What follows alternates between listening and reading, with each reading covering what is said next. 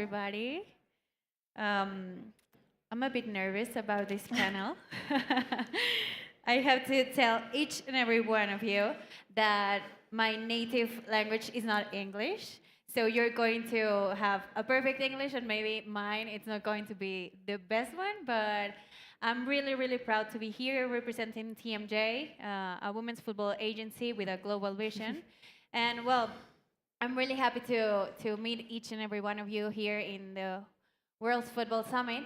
And well, I'm going to give a quick introduction of each of the panelists we have right now, starting with Christina Taylor. Christina, she's a Business Insider's #1 female founder in Europe to watch and a Forbes Future Entrepreneur. Owner of Aim Sky High, a collection of talent management agencies, Christina works as a brand manager and a strategist within the women's game, also brokering commercial deals. So, welcome to Mexico. Thank you. We have Ryan Dell. He was named the first ever Racing Louisville FC general manager in March 2023. Previous to his time in Racing Louisville, he spent more than 9 years with the US Soccer Federation, having spent his entire stint with the women's national team, winning 2 World Cups as administrator and team manager. So welcome to Mexico. Thank you. We have also Alex Singer, former professional soccer player. She's the general manager and chief soccer officer for the Houston Dash. Prior to her role there, she was the director of strategic initiatives at Octagon, a global sports marketing and representation agency. So welcome. Thank you. And last but not least, we have Richard Feuz. He made history as the youngest CEO of Servette Football Club, and actually, he serves at the Chicago Red Stars as their general manager. He has also been a member of the Swiss Football League during 2 years. So, welcome and congratulations. I'm really pleased to welcome each and every one of you to Mexico and to this panel. I'm sure this will be a great conversation. So starting right now, 2023 was a huge year for women in sports, and each year it keeps getting better. Deloitte forecasts that in 2024, for the first time, women's elite sports will generate a revenue that surpasses 1 billion, a 300 increase on the industry's evaluation in 2021. So I'm starting with the first question, whoever wants to respond, and that's how have you managed this global growth within your clubs and in the management industry in your case? I'll start. Okay. So I work, for context for everyone here, I work with players primarily in the UK, so I've got Mary Earps, who is the England national team goalkeeper and plays for Man United. Laura Coombs, who plays for Manchester City and was part of the Lionesses team, and also Siobhan Wilson, who plays for Birmingham and Jamaica. And I guess it's twofold for me because I have a player right at the top of the game, one of the biggest names at the moment in women's football. Everything's great for her. I have Laura Coombs, who's a team who's just challenged for the title, but sadly lost on the last day of the WSL. And I have Siobhan Wilson, who is in the championship. And there's a stark difference. So I've noticed, for instance, with Mary, I mean, she's at Man United, I started with her 3 years ago. She had 50,000 followers on Instagram. And my job was to grow her in order to make her commercially attractive, I guess, and look towards what retirement can look like for her. And we were really struggling. It took us 8 months for us to get her first brand deal. Now, honestly, I'm emailed every day, as you can imagine. But the same thing isn't happening for the likes of Siobhan Wilson. It does, because we managed to grow her from, when I met her, she had 6,000 followers on Instagram. Now she's got 1.5 million between TikTok and Instagram. So in terms of a PT, that's what we built her as a PT. Yeah, she makes at least £150,000 a year on social media. But that's as a PT. When we're looking at it from a football perspective, we're not getting those. She's not getting those opportunities. And it's the same with Laura Coombs. We're working on building her. We get her on TV sometimes. We've managed to get her on TV. We get the odd bit and bobs. But if you're not at the top of the game right now, from my experience in England, there's a huge disparity. So we look at it and we think that things are getting better from my perspective and a commercial perspective in women's football. And it definitely is, and I see the growth, but there's still a huge disparity, and the growth is a lot slower at the bottom of the pyramid. Thank you, Christina. I think for us at the Dash, obviously I primarily work on the sporting side, but we work very closely with the rest of the front office. Obviously, the World Cup in '23, I think some of the things that emerged most out of that were that the product was so strong. It really captured a very big audience, obviously, if you look at the ratings. And we have seen an interest and an uptick in terms of leveraging corporate sponsorships because they want to be involved. We see people and companies that want to invest in women's sport. They see the opportunity, and it makes a big difference for a club when we're growing and we're cohesively building a club.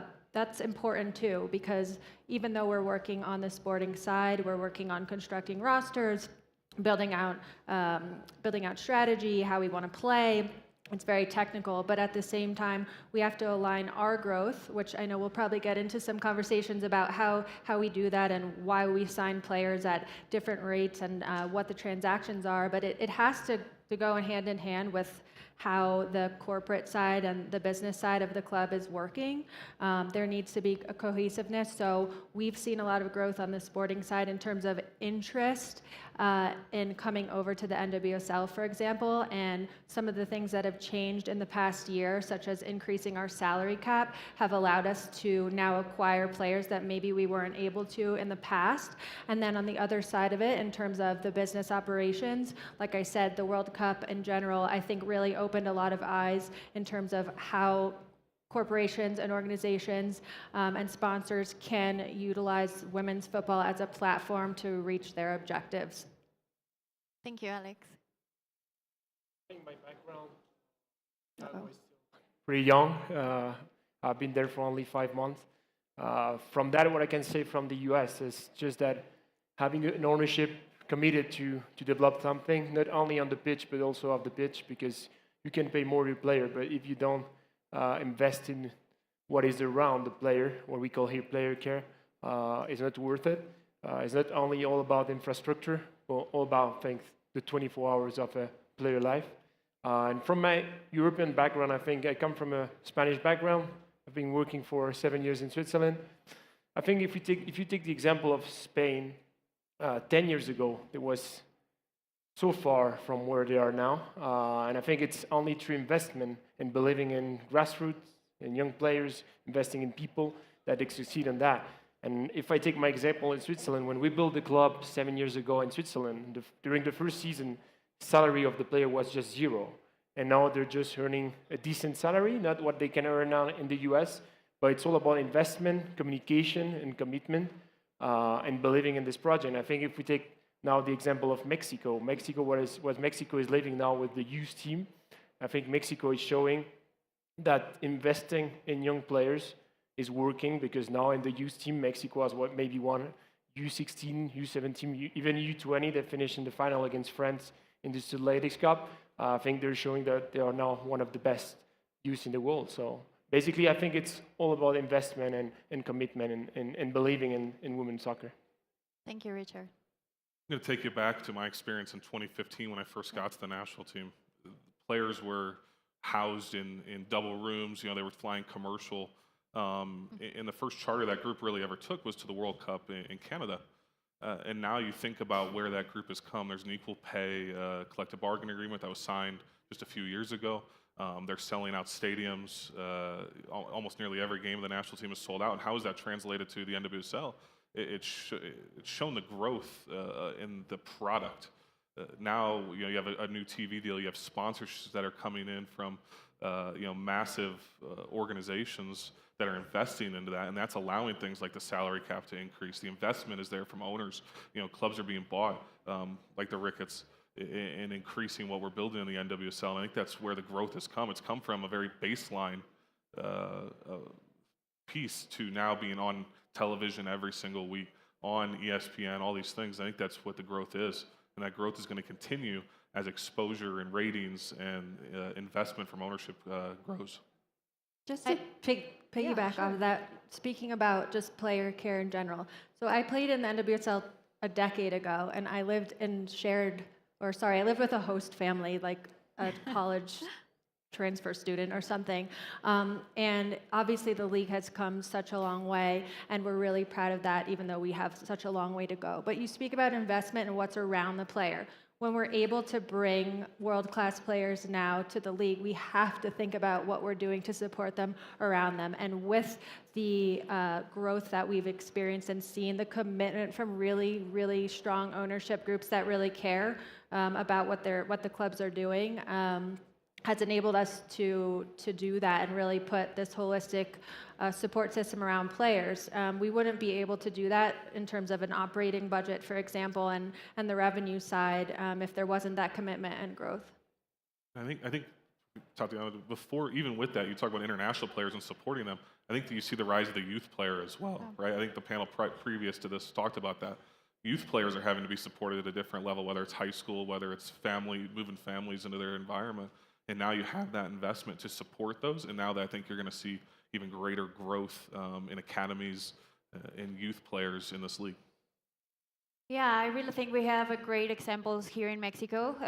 Maria Sanchez, Jan Ordóñez, that actually go to the NWSL because they know that the logistics, the team management, all of the stuff they are going to have, it's so much bigger than we actually have here in Mexico. We are growing fast and we are growing strong, but we are, in terms of team management and maybe administration, a bit far from the NWSL. And that's a really interesting point of view for the players to go and play there. And Ryan, over the past 12 to 18 months, Racing Louisville has brokered a few deals with Mexican club Tigres, Uchito Racing, Alex to Tigres, and Tembi also to Tigres. What are some of the things you, as a general manager, consider when analyzing just this type of global transactions amongst clubs? Yeah, and I'm going to add one name to that. Carmelina Moscato, who's the head coach at Tigres, is now our assistant as well. So we're happy to have Carm in Louisville. I think when you look at it from a general manager's perspective, it's kind of casting that net. We have the smallest market in Louisville of any team in the NWSL, so we have to think a little differently. So for us, it's been casting a wide net to look at players. You look at Uchenna Kanu, you just mentioned, obviously a Nigerian player who I think has started kind of the recent trend in some areas of African players coming. You talk about Barbara Banda, Temwa Chewinga. I'm going to miss a few, but there's this trend of players making an immediate impact in the league, and you're starting to see that. From our perspective, it's how do we cast this wide net to find the best players that are being developed not only in the United States but globally. And with that, it's data, it's personality checks, it's what our technical staff has seen on video. So when we go to evaluate those decisions, it's a broad spectrum of things that go into that evaluation process for recruitment.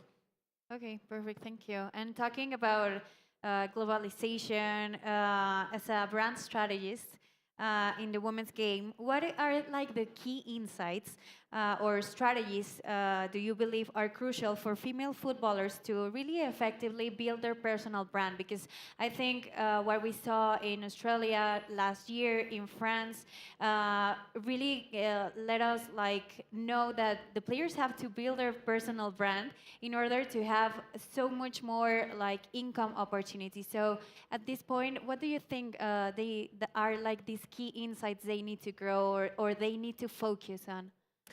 Okay, there's a few things in that. So one thing that I'm always trying to explain to people is that I personally feel that having a brand strategist alongside an athlete is key if you want them to succeed as a brand. A lot of the time, with all due respect, most agents don't understand the complexities of it. And just for context, and to give you an example, like I was at Instagram headquarters in London the other day with the head of athletes for Europe, Middle East, and Africa. And I was speaking to him because they only work with 400 athletes across EMEA.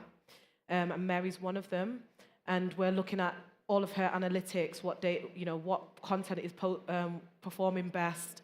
We're looking at what time she should be posting. A lot more in-depth data than what we'll get from just her personalized dashboard, right? And he spoke to me about the fact that Cristiano Ronaldo's team's having that meeting every week.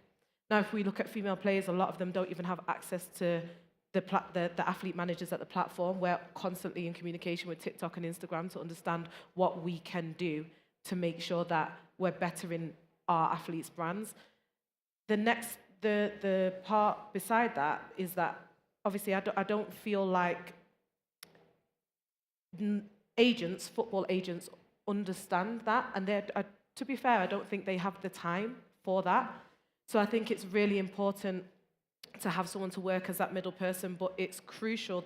The most successful ventures I've had with any athlete is when I have direct access to the athlete, because the communication is a lot easier, and me understanding them as a person means that I can make decisions or seek things out in a much easier and seamless manner. I also think that it's crucial to understand that we're in a space at the moment where, from research shows that women's football fans follow the player more so than the club, so they're more invested in the player. And if we look at research again, we see that I think it's 74% of the household purse is held by a female. So if we've got females following women's football, there's an incredible market for those players that can be accessed.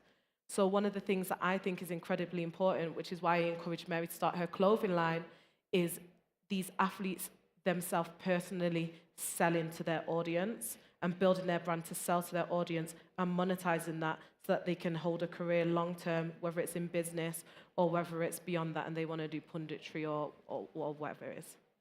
And I think there's still this stigma that the players maybe don't have to pay so much attention to social media. It's like, don't focus on that, focus on your player career, and there are some negative comments, harassment on social media. How to handle just these situations about the negativity that sometimes people get to the players because they are actually active in social media?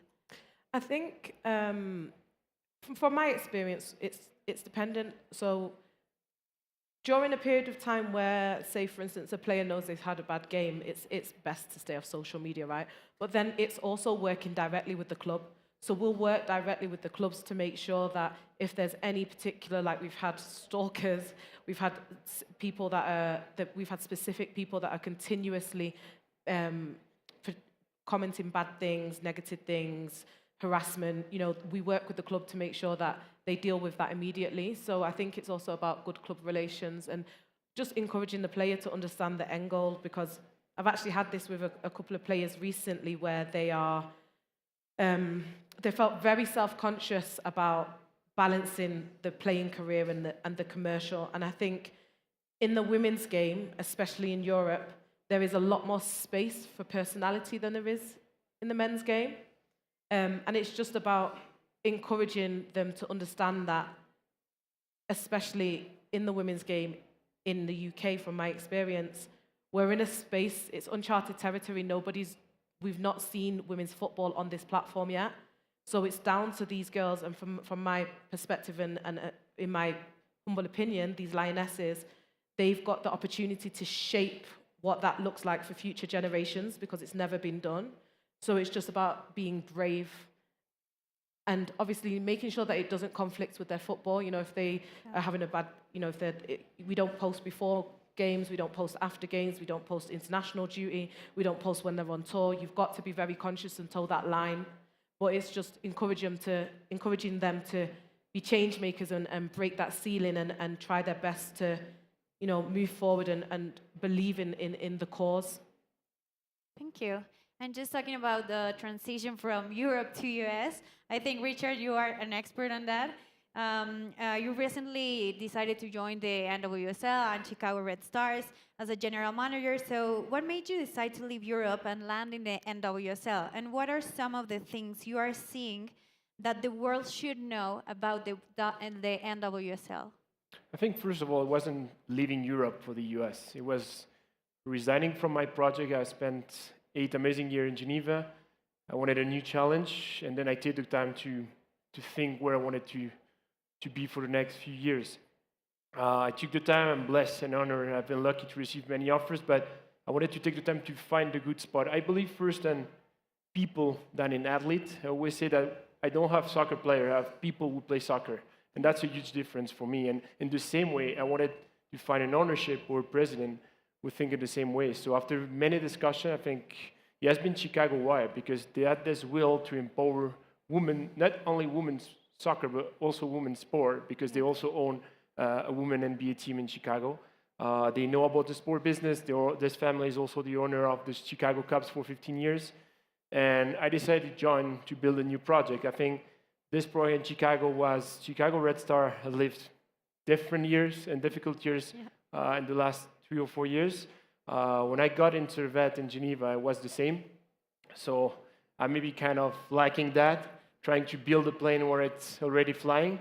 I see that as a new rebuild, as a new project. We're living now a big rebuild. It's kind of a startup in Chicago. So what would be the difference? I think we're lucky to be with Chicago in one of the 2 best leagues in the world, with people committed to develop women's football. And I think when you have people committed to develop women's football and to develop a project and invest in a project, you have good faith that it's going to be a success, not only for Chicago, but for the whole league. And to have a league with so much competitivity and people like Ryan, like Alex around me, I think it's coming in this league very humble and trying to learn from their experience and trying to bring then Chicago to another level. Excellent. Perfect. Thank you. So I think right now what you mentioned of humans before players, and I hope you resound with me, but we as women, first of all, maybe we thought it was like, if I'm not a player, maybe I don't have like a place in the sports industry. And right now we have so much roles as women in sports. So I wanted to ask you, Alex, you were before in an agency too. You had great athletes like Trinity Rodman. And what knowledge that you got when you were an agent are you able to apply now in your role as a general manager? Yeah, definitely. I think, of course, just the management of people is the first thing. But if we want to talk about Trinity specifically, we can, because I think it's really relevant, and it's relevant in my path and my story, and sort of is a full circle at Houston. I hope all of you are familiar with Trinity Rodman, generational talent who, when I first got to Octagon, I played professionally for 7 years in the US, in Europe. I got my master's, and I knew I wanted to do something working with athletes. So at Octagon, when I first got there was actually no women's soccer in the U.S., women's soccer vertical in the U.S.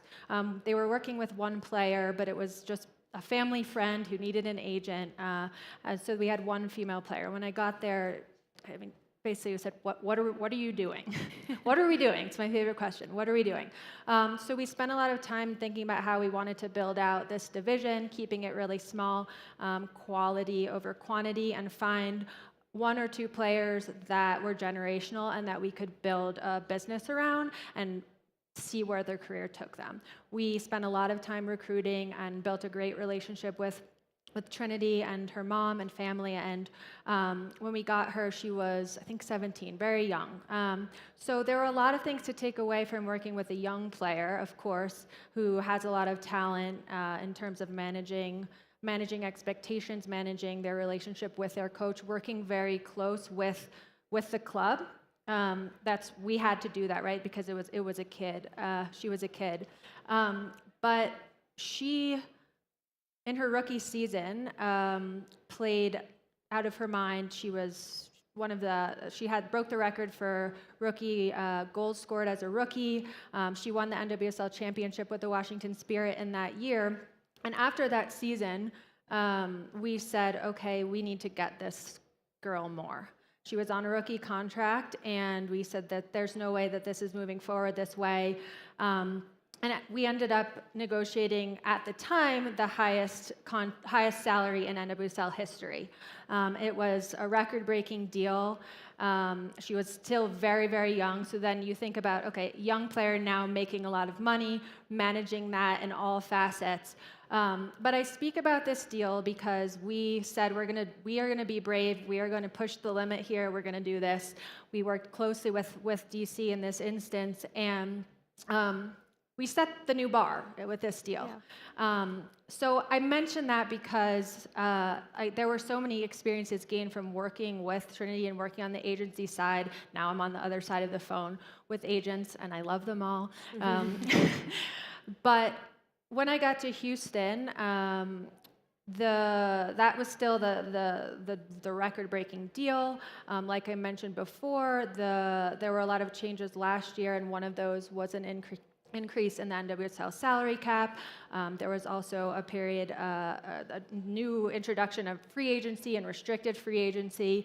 And we're talking about striking deals, right, in this panel, and the investment and the growth and scaling that growth within women's football. So we had a player, you mentioned her, Maria Sanchez, who you know very well, and we were re-signing her to a new deal and worked together to again break the record in signing a player to a record-breaking contract, and she was the highest paid player. That record was then broken just a few days later. And I say this again because you see the pace at which this sport is growing, which women's football is growing. Of course, the finances in terms of how we operate within the league and the cap have a lot to do with how we manage our cap and our roster. But when that happened, I mean, it shifted the market, of course, but it was like, okay, boom, boom, boom, we need to lock in these new contracts. This contract broke the record the week after. This free agent signed a big contract the week after. It was important to us as a club, right? You might be saying, you're a GM, why would you want to sign a record-breaking contract and pay that money? What are you doing? But for us, it was important in different ways. It was important for us to show that we were investing at that level. Houston, I would say, Houston as a club, the Dash has gone through, in its 10 years, I would say lack of stability, and we are very young within our project as well. And I think it is a market and a club that's been looked at as they're not investing, there isn't a commitment, there isn't an ambition. And also Maria being Mexican-American and Houston being the most diverse city in the country and having a very large Mexican population, there were these dots that we needed to connect to sign her as a very important player. Okay, so you fast forward a little bit into the future, and again, you'll get this circle and why I'm telling all these stories. But we actually traded Maria, so the highest paid player that we set these records against. We actually then traded Maria a few months later and set the record for the highest transfer fee within the NWSL. So in terms of a trade, we acquired the highest amount of allocation money and transfer funds and a few other odds and ends that will help us into the future. So again, breaking a barrier, setting a record. Changing the market. The market is exponentially growing. There were transfers into the league this winter that broke records beyond doubling what transfer fees were before. So, okay, what we did with that money is we broke another record and invested that in a young generational talent that we had been scouting for a while that we want to build the team around. We set the record in terms of a Brazilian transfer fee. We transferred a Brazilian defender, 20-year-old Tarcian, from Corinthians to the Dash. It was I think it's the fourth highest transfer fee in women's football history right now. But for us, again, it's full circle because we, like I said, had been looking at this player and how we were going to utilize these funds and how important striking these deals are and how important it is to push and investing in a player like a 20-year-old Tarcian who has the potential to be the best center back in the world. If you watch women's football, a lot of similarities to a Wendy Renard at 20 years old. So for us, this was a piece that we can build upon now. She's already slotted in and is impacting the team from the get-go at 20 years old, but is also the future. And that's what investment is about. The pace at which women's football is growing is not going to stop. And getting a player like this was so important in terms of how we're building our roster, what our overall strategy is. You know, who knows what's going to happen in 2 years or 3 years' time with Tarsian. We want to develop her at the Houston Dash. We know the impact she can have in terms of on the pitch, off of the pitch. We do have a Brazilian community in Houston as well. And then with the rapid rate at which transfer fees are exponentially growing, you know, you're going to have a player, and you talk about investment. Okay, well, what about the return on investment? If you're spending $500,000 on a women's soccer player, this is a player who has the potential to generate a very high ROI for the future. So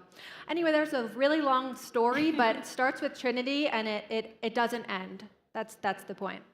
And I would like to really know everyone else's point of view on the transfer fees, because it's not the norm still. But the transfer fees and the global transactions are starting to be like really present around women's football. So how do you like envision this trend or this momentum, and what's going to happen in the future with the global transactions? Yeah, I'll take it. I think when you're talking about the investment, as we talked about in the beginning of this panel, the investment continues to increase, television rights, sponsorships, that's going to continue to drive value in things like transfer fees. Alex isn't broken. I think I had four records on count there. So those things are going to continue to climb. The transfer fees to get players into the league are going to be more expensive, and we have to adapt to that. I think transfer fees going out, when we sold Tembi Kelowna to Tigres, I believe that was a record transfer out of the league. So I think those are going to continue to climb as the viewership goes up, as sponsorship goes up, and it's something that we have to be prepared for and be smart about, because we have to make good decisions on our side to protect the club and bring in good players. Thank you. Rich? Yeah, maybe I have kind of a different point of view. Maybe coming from Europe, maybe my conviction will change. I believe in the fact to invest more money in women's soccer, obviously, but I won't worth the same value on investing money in the salary of my player or investing money in a trade. I will give importance to the trade I can do to another team and get money for my players. Maybe because I come from a team with a huge grassroots, with a huge academy focusing on youth player. I'm not a huge fan. I think we have to be careful also, and that's what we've done in Geneva, is like trying to get to a new standard every single season. Obviously, for the players, to give them more money every single season. We just have to be careful to don't break the market. And don't build like a bubble that then we cannot control. And again, who has the truth? I don't know. But I think trying to build that and be patient. I think something who happened really most often in Europe is trying to compare men's and women's football or soccer. I think that's the biggest mistake in my opinion. I had the chance to run a men's and a women's club. We decided to separate the two companies because I think we're playing with the same rules, we're playing the same game, but the economy is different.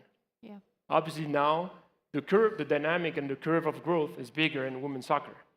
But if we try to compare every single day, and we talk about soccer, but it would be in the different part would be the same. Women's soccer has her proper economy, and we have to believe in this one and try to make it grow passionately and step by step. So again, I think those trades are important, are good for the team. Maybe coming from a club where our vision was to don't pay for players, but take them maybe younger and try to help them to growth. Maybe this opinion will change, but I think at the end of the day, it's great. We just have to be careful, don't break the market and build a bubble that then we cannot control. Yeah, and I think maybe it all depends on the strategy, everyone or each one of the clubs or the companies has. And talking about the strategy, how do you in your company like build this momentum also around women's football, the footballers you have, and help them to globalize? Because most of the time it's like, I'm a local girl, maybe no one knows me. So how to globalize these local brands? So this again is this it's twofold because I'm working in Europe, so I'm working with girls, bar Siobhan, who are playing for the female side of the Premier League teams, and I'm working with Manchester United and Manchester City, which are two of the biggest teams in the world, really. So their commercial value and the visibility of the clubs obviously spill over to the women's team. Not in the same manner it would do with men's player, but it does. So it gives a lot of the women a global platform from the get-go. And I see that through their Instagram demographics because they're not like 90% UK. It might be 54% UK, and then there's a lot of other countries, like one of Mary's biggest countries at the moment on her platform is Nigeria, because Man United have a big following in Nigeria, right? So from that perspective, it's a little bit of the job's already done. But from a different perspective, I really believe in the power of social media. Like, social media has democratized so much. There's so many pros and cons to social media, but it's democratized so much for so many different people. And it gives everybody an opportunity to share their voice and share who they are in their most unique and authentic way. And that helps to resonate with, you can choose whether you want to target niche communities or you can choose whether you want to target a more broad community. And I personally think it's down to how you choose to shape the player's brand, what platforms you choose to put them on, and what brands you choose to align them with. So, for instance, you know, for any athlete, if you're going to sign an athlete deal, one of the questions that need to be asked from a brand strategist point of view is, how are you going to activate this athlete? Where are you going to put them? Because at the moment, from my perspective, in the women's game, the money from an athlete deal is not really worth it compared to what they can make commercially with all the exclusions that they want from it.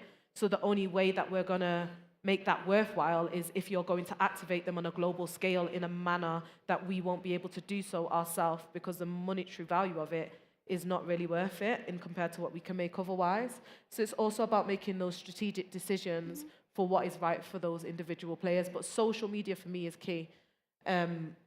Yeah, I could talk about this all day, but Yeah, I think as Billie Jean King says, if you can't see her, you can't be her.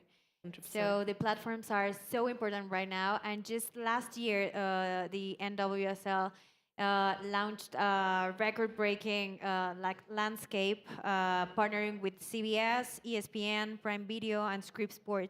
So practically NWSL is going to be watched all over the world. How, from a sports management point of view, this will impact like the clubs you work on?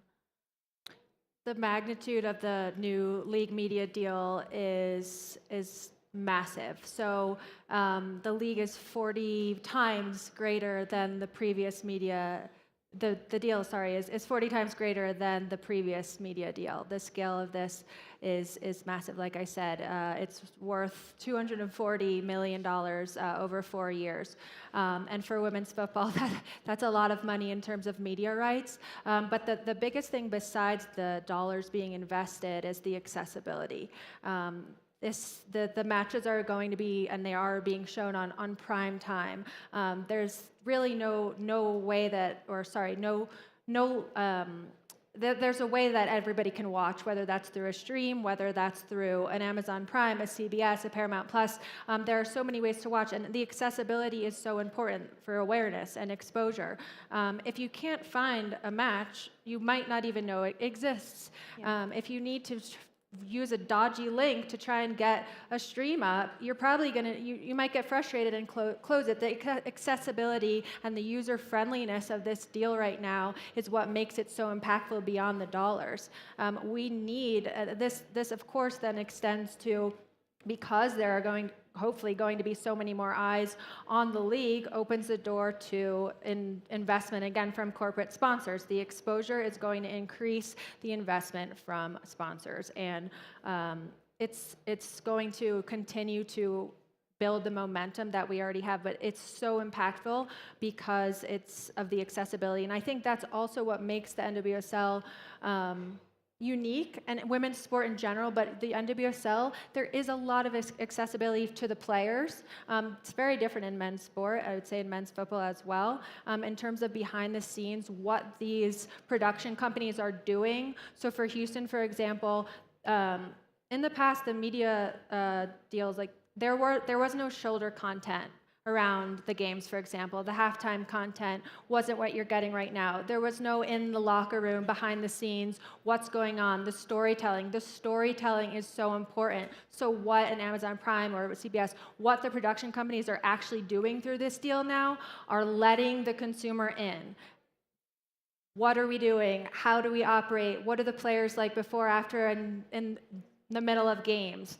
So there are a few things that make this deal so incredibly important, but hopefully summarize a couple of them. And for Houston, showing the world and showing consumers really who we are, what the city is like, is really important to us as we continue to establish ourselves in a relatively new and younger project. Thank you. I think part of that's exposure. Alex touched on it a little bit, but the exposure of the athlete and the clubs now on CBS, on ESPN, NWSL players are now calling into SportsCenter. You think about it, that's crazy in America. If you have someone tune in to watch the NFL, the NBA, all these other areas of our market, these players are getting very similar exposure on a major sports network that had never happened before.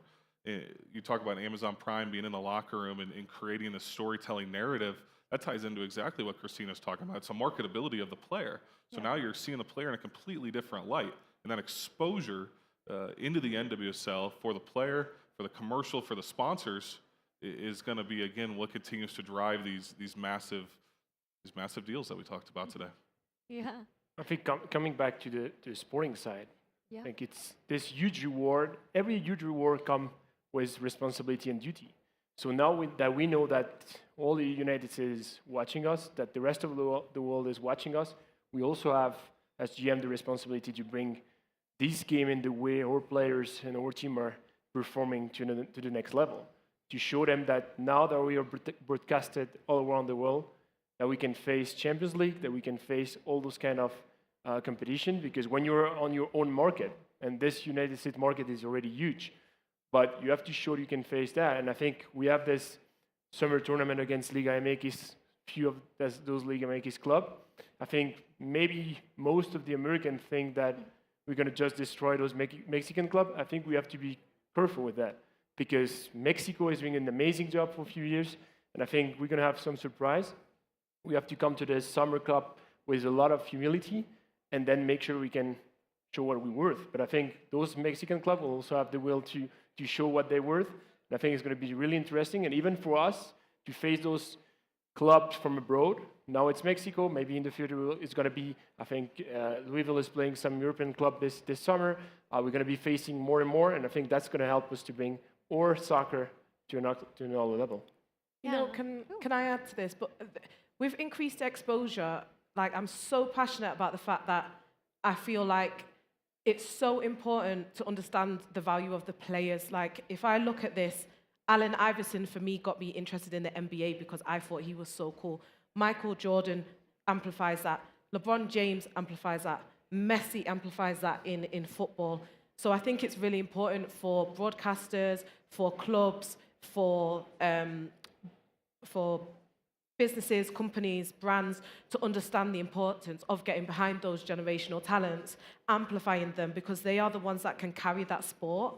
They are the ones that can amplify that beyond just America, the same way that Messi amplifies across the world, the same way that LeBron James does that for the NBA, the same way that Serena Williams has done it for tennis. I just wanted to add that. Well, thank you. And just to close, because the time's up, but I would like to ask each one of you to give me like a word or a sentence where we can like find the inspiration to know how can we continue breaking glass ceilings from the club's point of view and from the agency's point of view. Mine would be just be brave. Be brave. Thank you. Yeah, I would echo that. Nothing's off the table, and if you don't try, you won't know. Thank you. We have to do this together as well. So that's where between the social, being on the club side, but still working with the agents and the athletes and the broadcast companies, we have to continue to push this together.